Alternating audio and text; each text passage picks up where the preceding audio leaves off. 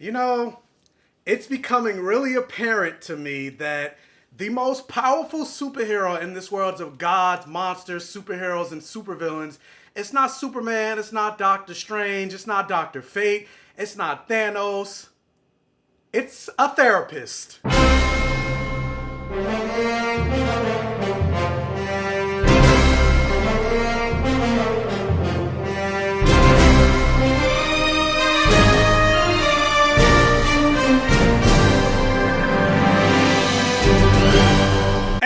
Welcome to my safe gaming. Thank you guys for clicking on this video and joining me for another review of Peacemaker on the Black Gay Comic Geek channel. I'm going to try to be quick for this review because it is 8:55 p.m. and I got to get ready for work tonight. So I got to record this, try to edit it, try to put it out. Yeah, it's going to be a whole thing. But if this is your first time joining me, hey, how's it going? My name is Michael, the Black Gay Comic Geek. I always say the things that I love to talk about in my fantasy has blood, sex, gore, and magic, or any variation of the four. So I like to talk about superheroes. I like to talk about comic books. I like to talk video games. I like to talk action movies. I like to talk sci-fi. I like to talk fantasy. And I like to talk black representation and queer representation. So hopefully that's something that you're interested in. Hopefully you enjoyed this video and you become a member and a subscriber of the Black Gay Comic Geek channel. Become one of my safe Gaveneers. My goal before the end of this month, which, I mean, it doesn't seem like I'm going to hit it, but I'm still shooting for it, is to hit 5,000 subscribers by the end of this month. I think I have like 4,890.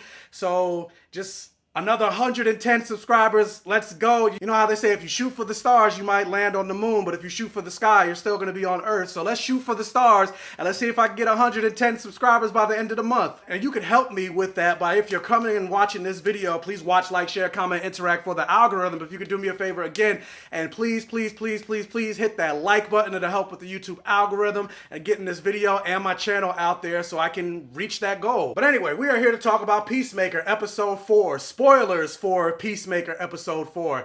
I apologize for this video coming out a little bit late. It's been a busy week. It's my last week of my current job working overnights.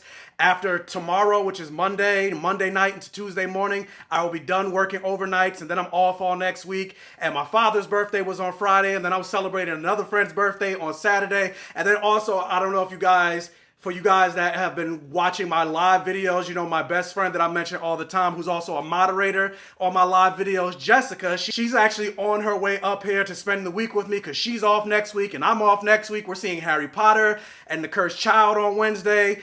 This will be the first time I've seen her in 4 years. She actually just texted me saying she just hit the New Jersey state line. So yeah, it's just a bunch of craziness going on, and then there's going to be some craziness going on next week as well. So yeah, that's why I was late on this review, even though that's still not really an excuse because I have access to the first 7 episodes. So I could have recorded this early. I still haven't even seen the other episodes yet, so yeah, don't judge me. And also, I got a brand new TV. I finally got a PlayStation 5. Like, it's just been a lot going on this week. Anyway, Peacemaker. Episode 4 is called The Chode Less Traveled, and then the synopsis for that reads: following a somewhat successful mission, Myrn recruits Vigilante. Meanwhile, after learning that the team helped land his father in prison, Peacemaker confronts his complicated past. And yeah, I mentioned in my last review for Peacemaker that I absolutely love the character of Vigilante, played by Freddie Stroma. I don't know. It's just something about his character that I really love. I can't seem to put my finger on it. But no, on a more serious note, he's like the Family Dollar version of Deadpool, and I love that. And also, the thing I like about his character is, like, I don't know, it's just something very endearing about him. And honestly, like, jumping to the end, I feel like if more white people did what he did, it would really help address a lot of microaggressions and racism and things like that. When he went to Peacemaker's father, the White Dragon, I can't think of the actual guy's name, but the one that plays T-1000 in Terminator 2, I'm not talking about the actor, but the character's name. But like, sitting at the table, he's like, let's all sit at the table and talk about what black people have contributed to American society that we're grateful for. And I also love that, like, they continue to call Peacemaker out. Like, it seems like they're not just leaving it at, oh, his father's the racist and Peacemaker's the good guy. It's like, no, you've been with your father for a long time and you are defending your father. What does that make you? Like, I love that even though Peacemaker, or Vigilante, considers Peacemaker his best friend, he's still calling him out. But also at the same time, I'm like, but you're trying to say that Peacemaker's a racist because his father's a racist and he defends his father and he's worked with his father. So, you know, a racist by association. But I'm like, but you're saying you're his best friend. So I'm like, so what does that make you? But I always say, if racism is ever going to end in this country, that's white people's work. They're the ones that created it. They're the ones that's going to have to end it in order for there to actually be not equality, but equity. And also the thing I love about this show is like every episode, like they keep going back and like the back and forth banter between all the characters. Like even in the beginning where they're going back and forth about how you don't need your pinky toe to actually walk. You need your knuckle, and they're going back and forth. And I'm just like, they do that throughout the entire episode. Like even the moment where Peacemaker and Vigilante go into their father's interdimensional portal and they're going back and forth about the ridiculousness of a you know, the statement, if it walks like a duck, it talks like a duck. And they're like, I just love the banter between these two characters. It just goes to show like just how fun and quirky this show is, despite, I guess, the circumstances of butterflies taking over the world or whatever is going on with that. But speaking of butterflies taking over the world, this episode, I don't know, it's starting to make me suspect Adebayo to a certain extent because A, we already know she's the daughter of Amanda Waller. Amanda Waller's talking about how she's wasting her talent. She has all these skill sets and everything like that, and that Amanda Waller put her on that team for a reason. And then there's this whole thing about how she's never killed anybody before, she's never shot anybody before. But then right when Judo Master was about to reveal the purpose, the true purpose of the butterflies, she happened to shoot him. She happened to be there right at that moment and shoot him. And I'm just like, and especially consider Amanda Waller is the one that put them on this team of getting or taking the butterflies. And then we find out at the end that Mern himself is a butterfly. I'm like, there's something strange in the neighborhood. So are butterflies actually good guys? I don't know. There was something strange about that whole thing, that right before Judo Master was going to, you're wrong about the butterflies. The actual truth is, and boom. I'm like, nah, Adebayo, there's something about Adebayo, especially considering how, again, supposedly she has all these skills, but every time you see her character, she seems like the least qualified member of the team.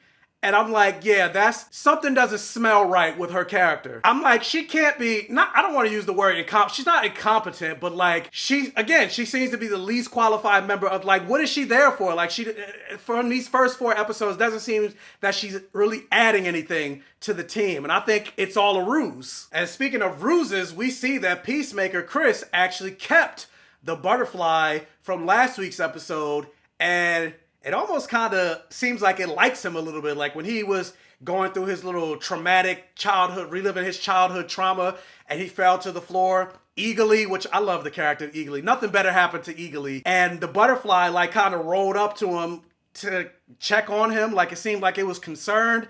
So again, it goes to my theory of like maybe these butterflies aren't really evil after all. I don't know. I'm really glad Judo Master didn't die. This is something that's fantastic. Frankie pointed out when we went live a week ago when she was like, yeah, ever since they called out Peacemaker for mostly killing people of color, nobody of color has died in this show so far. It's been mostly white people that have died.